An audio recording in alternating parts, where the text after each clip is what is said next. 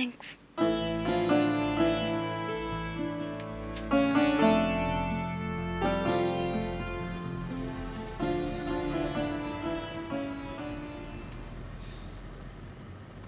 এবার থেকে লোকেশনগুলো না আমি ঠিক করব। তুই? তাই নাকি? হ্যাঁ তাই। আউটডোর শুনে প্রথমে আনন্দ পেয়েছিলাম। স্টুডিওর মধ্যে একটা দেয়ালের সামনে আর কতদিন ধরে গান গাওয়া যায় বলো? কিন্তু আউটডোরে যদি এই নমুনা হয় না, বেঁচে থাক আমার স্টুডিও। কেন, ভাল লাগলো না? কত গাছপালা, পুকুর, মাঠ, ঘাট, দিব্যি তো কেষ্ট ঠাকুরের মতো গাছের নিচে নিচে ফুলের ফাঁকে ফাঁকে নেচে গিয়ে শট দিলি। ব্যাস, বড় বড় চড়াই পাখি সাইজের মশা রক্ত শুষে শেষ করে দিল একদম। আর ওই পুকুরের জলটা না পচা ছিল বুঝলে। তোমার কথা শুনে পা ডুবিয়ে শট দিলাম, তারপর থেকে যা চুল করছে পাগুলো। আরে বাপ, এবার থেকে আউটডোর করতে হলে ভাবছি যাব দার্জিলিং বা বকখালি। এই অন্তত শান্তিনিকেতন তো করাই যায় বলো, না হলে কিন্তু আমি যাচ্ছি না। বাহ বাহ, তুই যে বড় স্টার হয়ে গেছিস সেটা এতক্ষণে বোঝা গেল। অমনি না, সব এই ভুলভাল সিরিয়ালগুলোর শুটিং হয় দার্জিলিং এ, আর আমি যেই বললাম সেই আমি স্টার হয়ে গেলাম। না না, আমি সেটা বলছি না। ওই যে তুই বললি না নইলে তুই যাবি না, তার মানে তুই ডেট না দিলে শুটিং হবে না, তাই তো? হ্যাঁ ঠিক তাই। তাই তো বললাম, তুই এত ট্যান্ট্রামস দিচ্ছিস তার মানে তুই যে বড় হয়ে গেছিস, বড় স্টার হয়ে গেছিস, তাতে আর কোনো সন্দেহ নেই। শুনছেন দিদিমণি, কি কথা থেকে কি কথায় চলে গেল? আমি অন্যায় বলেছি? আপনি বলুন, কি হলো বলুন ও দিদিমণি। আমি জানি না। ধুর, ভাল লাগে না। সকালবেলা কি একটা চশমা পরা ফর্সা মতন হিরো মার্কা একটা দাদা এলো, কি সব বললো, তখন থেকে মুখটা বাংলার পাঁচের মতন করে বসে আছে। এই গোড়া, চুপ কর। না পাচ্ছি না। তুমি তো জানো আমি বেশিক্ষণ মুখ বুঝে থাকতে পারি না।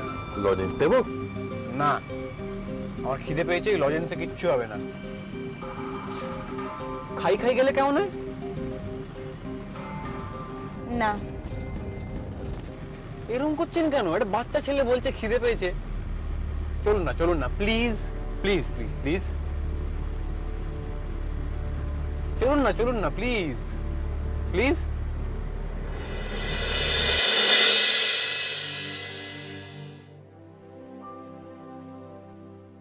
আমি তোমাকে মিস করছি মিঠি, অনেক মিস করছি। জানি, আমারও কিছু ভালো লাগছে না। একটা ফোন তো করতে পারো তুমি। না পারি না, ওরা আমার ফোনটা রেখে দিয়েছে, আর ল্যান্ডলাইন থেকে কথা বলা যায় না। সব আমার দোষ। I am so sorry Mithi, নিজের উপর এত রাগ আসছে না। নিজেকে দোষ দিয়ে শুধু শুধু মন খারাপ করো না। এটা হওয়ারই ছিল, আজ না হোক কাল। चलो यहाँ से मीठी, इस जेल खाने में रहने का तुमको और जरूरत नहीं है। তুমি তো অ্যাডাল্ট, নিজের মতন লাইফ পার্টনার চুজ করা কি ক্রাইম? চলে যাবো সঞ্জয়, আর একটু ওয়েট করো। ঠাকুরদার সঙ্গে একবার কথা বলতে হবে। ওরা আমাকে ঠাকুরদার ঘরে যেতেই দিচ্ছে না। আমি একবার ঠাকুরদার সঙ্গে কথা বলেই চলে যাব। আর একটু ওয়েট করো।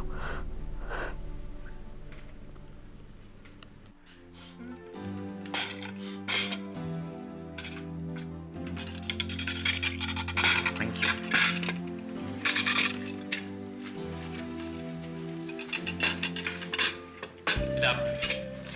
খেয়ে বলতে হবে কিন্তু স্যান্ডউইচটা কিসের। দেখি দেখি।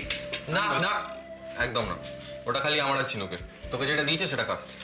হ্যাঁ, গতবার লেবানিজ র‍্যাপ শুনে গোরাকে যা এক্সাইটেড দেখেছিলাম, সেই জন্য ভাবলাম যে এবারও ওর জন্য ওটাই বলি।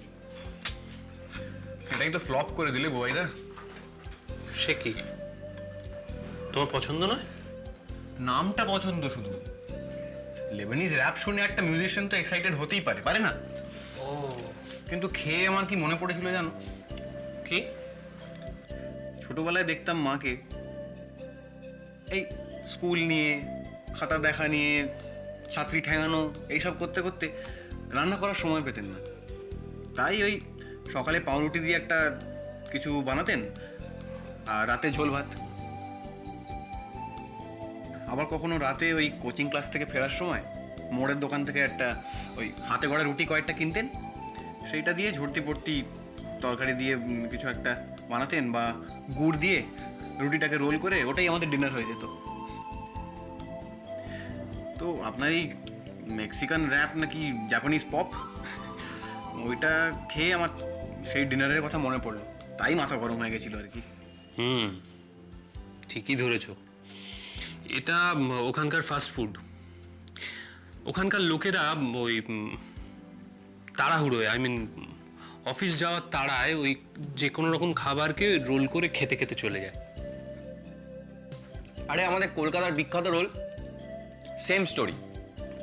যেন জানিস, আমি কার কাছে একটা শুনেছিলাম, তখনকার দিনে ফুটবল নিয়ে ভীষণ একটা মাতামাতি হতো। সবাই ময়দান চত্বরে ছুটতো এই আইএফএসএল কলকাতা লিগের খেলা দেখার জন্য। প্রচুর লোক, হাজার হাজার লোক জড়ো হতো ধর্মতলা চত্বরে। কলেজ কেটে অফিস কেটে সবার পেটের টান পড়েছে, কিন্তু ভালো করে খাওয়ার সময়টা আর কারোর কাছে নেই। আর এদিকে পরোটা, টিকিয়া, কাবাবের গন্ধ আসছে, জিভে জল আসছে। তখন ওরা কী করতো, পরোটাটা কিনে এই কাবাবের পিসগুলো বা টিকিয়াটা তার মধ্যে দিয়ে রোল করে কামড় দিতে দিতে ছুটতো মোহনবাগান মাঠের দিকে। আর তার থেকে রোল বাজারে ছেয়ে গেল। ইন্টারেস্টিং। খাও খাও। হ্যাঁ, এক্সকিউজ মি, অটোগ্রাফ প্লিজ।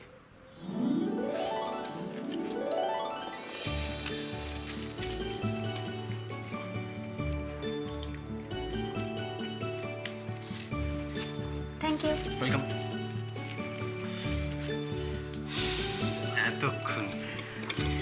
এতক্ষণে ঝিনুকের মুখে একটু হাসি ফুটেছে।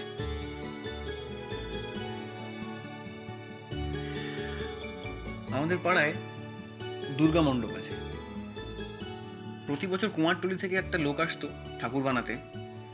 সে ওই কাঠ, খড় ফড় এগুলো দিয়ে একটা কাঠামো বানাতো, তারপর তাতে মাটি লাগাতো, রং করতো, সব শেষে চোখ মুখ আঁকতো।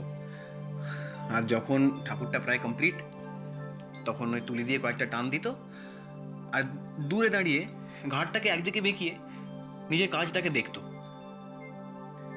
সেই সময় না, লোকটার মুখে একটা অদ্ভুত হাসি লক্ষ্য করেছিলাম। ওটা তৃপ্তির হাসি, আমি দেখেছি। স্পেশালি যখন গোড়াকে সবাই ঘিরে ধরে, তখন ওর মুখে একটা ছোট্ট করে স্মাইল ফুটে ওঠে।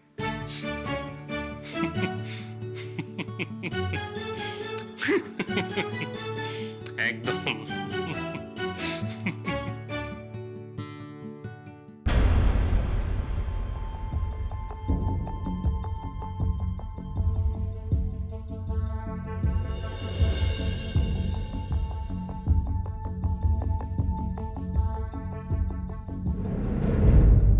সোনার তরীকে এইভাবে অপমান করে, তার ক্ষতি করে তোর কি লাভ?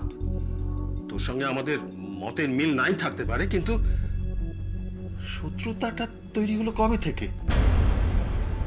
এসব কি বলছো বাবা? আমি স্বাধীনভাবে একটা কাজ করতে চেয়েছি,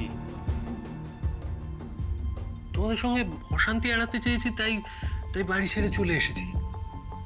তাই বলে যে সোনার তরীতে জন্মালাম, এতদিন শিক্ষা দীক্ষা পেয়ে বড় হলাম, সে সোনার তরী ক্ষতি করতে চাইবো?